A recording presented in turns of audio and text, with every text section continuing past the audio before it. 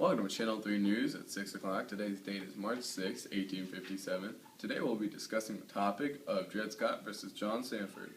The courtroom has been in for a while, and they cannot determine if the slave, Scott, should be freed. Montgomery Blair has given a strong defense for Scott, but Reverdy Johnson is firing right back for Sandford.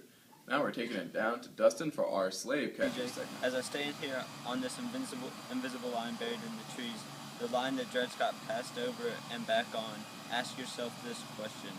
Should Dred Scott be freed because he went into states that had abolished slavery, or be a slave because he came back into slave states?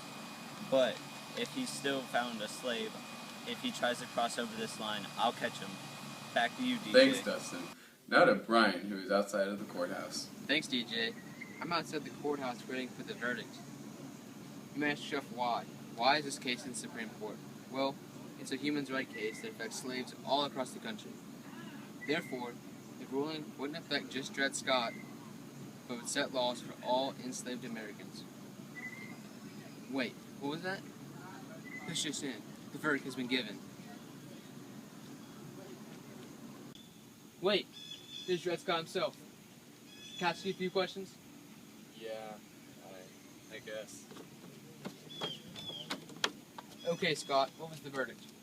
Chief Justice Roger Janey said I wasn't granted human rights because I'm a slave.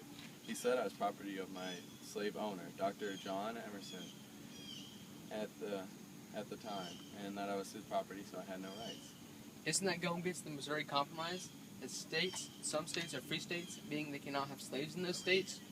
Yeah, I guess so. Wow, this is shocking news to me. This means slavery will be legal nationwide. I can't believe this nonsense.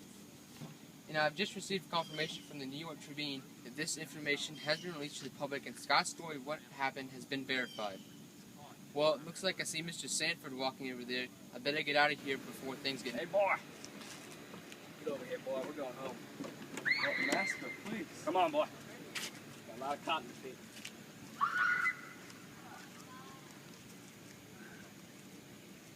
Well, as you can see, this is going to affect the rights of African Americans living in our country.